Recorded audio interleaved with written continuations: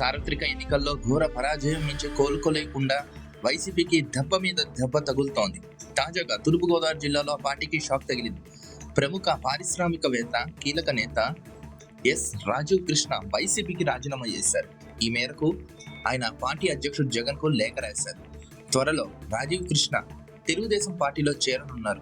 ఈ మేరకు ఆయన ఇప్పటికే మంత్రి లోకేష్ తో మంతనాలు జరిపారు. 3 అసెంబ్లీ స్థానాల్లో ప్రభావం.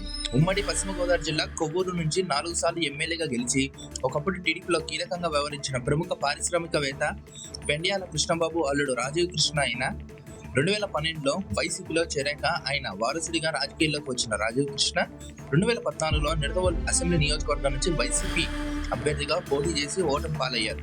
తర్వాత కొవ్వూరు, నిడదవోలు, గోపాలపురం నియోజకవర్గాల పరిధిలో పార్టీకి వెన్నుదన్నగా నిలబడ్డారు.